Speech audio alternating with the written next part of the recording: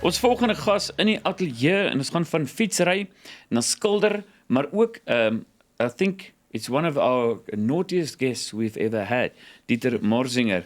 Baie welkom. Baie dankie, lekker om hier te wees. En Pieter, Mondskilder, ontwerper van die Reva-Rolstoel. We're going to do this in English, so just for a bit of background. You grew up in Piet Retief.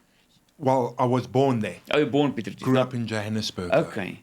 And then your childhood, what's your memories? Well, Fondest memories. Fondest memories, being very active, having a brother that I could share activities with. But I was a naughty boy. I think I was born naughty. That's what I said. So one of my earliest memories of premeditated crime was at the young age of 6 when people's front teeth started falling out. And I remember the one kid was showing me his loose front tooth. And I said, no, it's not loose. He said, but it is. Look, look. And I said, come a bit closer. And as he came closer, I grabbed the tooth and ripped it out and made as if it fell on the floor, but I put it in my pocket. And then you had it for the We searched the whole of the break time period, and the guy tearfully went back to class when the break was over, and I naturally put the tooth in my slipper that evening. And that's when I realized that the tooth fairy doesn't pay for ill-gained teeth. Ill-gained teeth. Yeah. And just before we're going to get to your accident, but it's so funny because you're very honest in your background. And just on your website, if you Google sure. Your name and everything, is that when your parents divorced, you ended up at Boys Town. And everyone's got this perception of Boys Town. Yes. But you also ran away 3 times from Boys Town. That's Correct. A lovely story. So, but the moment I mentioned that to my wife, she said to me, that guy is a survivor. Because if you keep on trying, you just keep on trying getting away. But just take us through that period. How did you end up in Boys Town? Well, I went to Boys Town at a very early age. I went there at the age of 13. Yeah. The reason was for thievery and being a little bit suicidal. So I was there pretty early. So if you go into Boys Town at the age of 13, it's quite intimidating. Everybody's older than you and more experienced than what you are. So there was a lot of bullying going on for the first couple of years. But I eventually got through that and ended up being the mayor of Boys Town eventually. That's amazing. And the love for karate, it also started there. It started there. And quite interestingly, it was at a difficult period where I'd just gotten through the bullying stage of things. And the principal came to the dinner hall and asked who was interested in karate. Now, my brother at that stage was interested in karate and had his ninja books and stuff, and I thought it was a big hoax. But I wanted to find out how many of the Boys Town boys were following me. So I said I would join the class, and I asked everybody else who's going to join. So we were about a group of 20 that joined the martial arts, but it was more a bet to see who could stay there the longest. And then from karate to art, you you were an artist very early age. You realize you can paint and draw. Yes, and it's worlds apart. Yeah, or not for you? Not necessarily. Yeah. I don't think so. I think creativity comes in many forms, and I think I had the creative gene.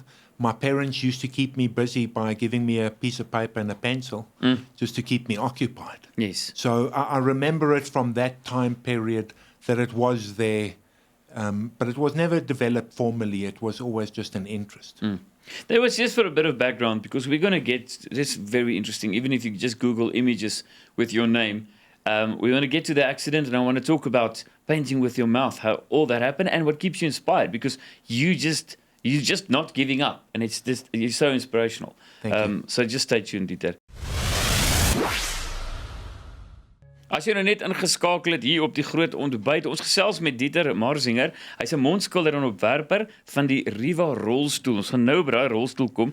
Vir die agtergrond vinnig met hom gesels, as jong man al by Boys Town gewees, en dan ook 'n karate kampioen geword. So Dieter, just before the accident still, for Springboks, Tang Soo Do, is that? Yes. Tang Soo Do. Yes. And you were the captain, and in 2002, you were training guys, and then the accident happened. What happened then? Right. So I started the Tang Soo Do in Boys Town, which was very good. I think it was a changing point in my life because it gave me structure, and the instructors were like father figures to me. So that really brought me out of my slum. It also gave me a bit of discipline. And I continued with that. And then I went to the army, finished my army career. And then after that, I decided that I was going to pursue martial arts as a career, as a profession. So I continued with traditional martial arts, which is Tang Soo Do. But then eventually I got frustrated. I wanted to, I used to take any challenge that came my way. And if I got a boxer or a wrestler, I was keen to check whether I could beat them. But I couldn't. A boxer put my ears onto me, and a wrestler would tie me into knots. So eventually I was frustrated. Why did I spend so many years becoming a second dan black belt and I can't defend myself against a boxer? So then I started to cross-train. I met a wonderful guy by the name of Johan Haywood who nurtured me through that kind of a training, and eventually he brought me into training the reconnaissance special forces guys and on hand-to-hand combat, which is completely different to a traditional martial arts. It's not spectator-friendly, but very effective. That's amazing. So that's where the accident happened. I was going to give a course the following day. That day was a Sunday, so we had off, so we went onto a houseboat. We were having a great social, a braai on the houseboat. It was hot like only Palaborwa can get. And I decided I was going to dive off and just cool down in the water. And as I dove off, there was a sandbank half meter under the water, which I couldn't see. And that broke my neck. And it's something that happens so many times. Yes. It's and you will always tell people never dive into water. I know. Because it's so quick.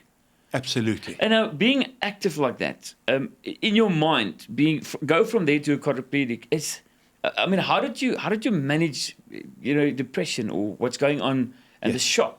Yes. What helped you there? Well, they say the first 2 years are the worst, and I can kind of agree. Agree with that. Because in the first 2 years, you've got to make peace with it. And you've got to get to that mystical stage of acceptance.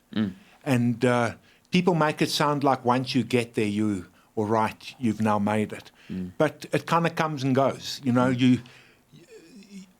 Being a quadriplegic means that you go from an independent personality to completely dependent on your caregivers and people around you. Small things like blowing your nose needs to get done for you. Even if you've got an itch on your face, you can't get to it. You're going to have to ask somebody to help you with that itch. Yeah. So it really runs deep. And what makes it so traumatic is that it's unyielding. It never goes away. It never lets up.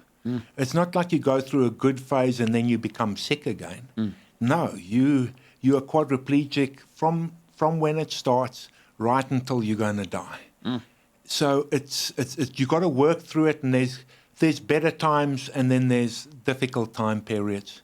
I don't care how tough you are. If you're tired, you're tired. Hey?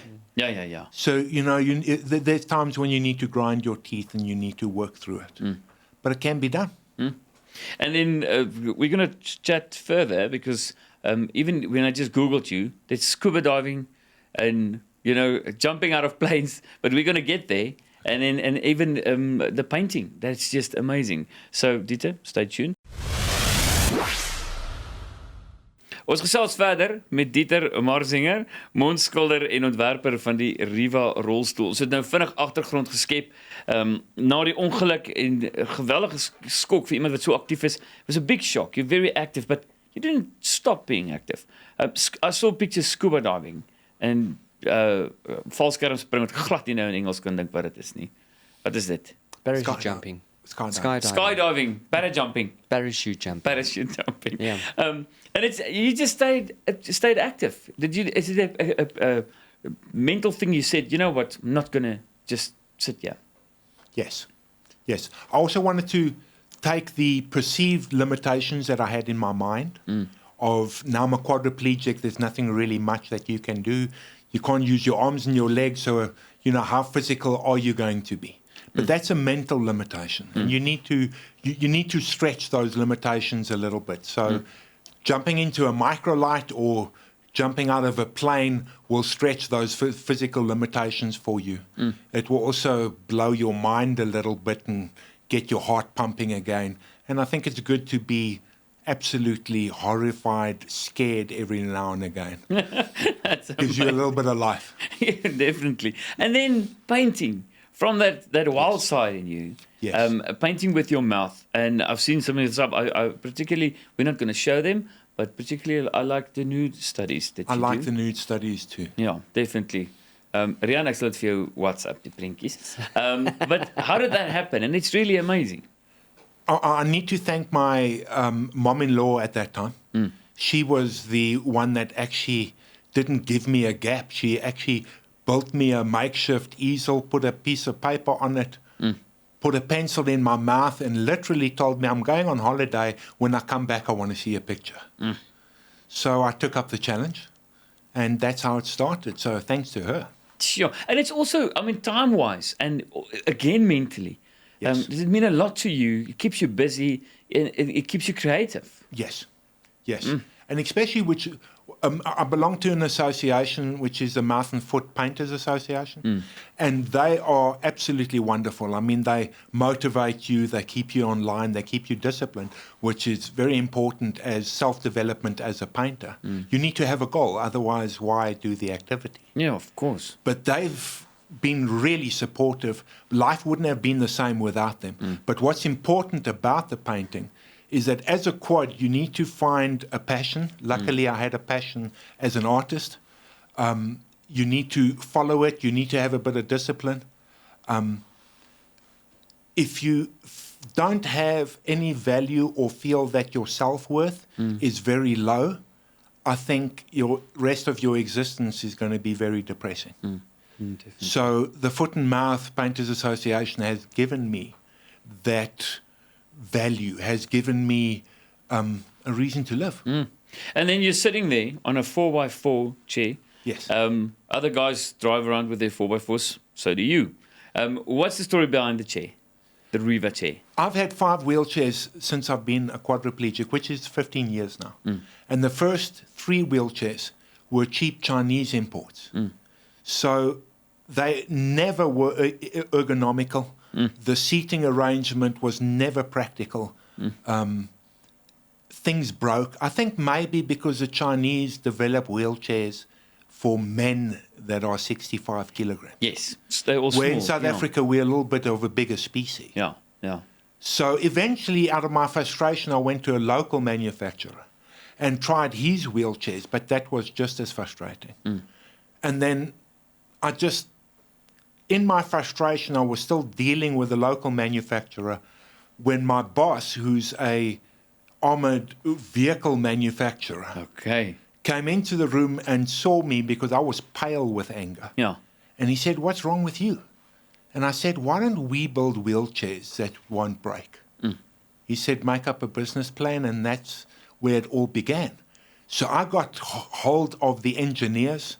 I got hold of a complete workshop that builds armored vehicles, and we started designing it with the engineer. We never even started building them until we built the prototype, the one that I'm sitting in now, and we tested it for 2 years over the most brutal terrain. The mission was, let's find out if we can break it. And if we broke it, we saw how it was broken, and then we strengthened that area. And I'm still driving this wheelchair. That is just still trying to break it. It's in the market. People can buy it. We have People can started order. now. You started now? Yes. And where can they find out? It's called the Reva chair. R-E-V-A. Yes. If they type Reva wheelchairs on Google, we're right on top. That's So fantastic. it's How easy much to gonna? find us. How much is one going to be for me? I'm going to give it to whoever wants it now for 89,500, but that's going to include tax. I make it 120,000. Make some money. Dieter, you're such an inspiration. All of the best with the business. I think it's fantastic, and the chair you're sitting on is a monster. It looks really good. Thanks for everything. I It was so appreciate great having being you here. here. Thank you.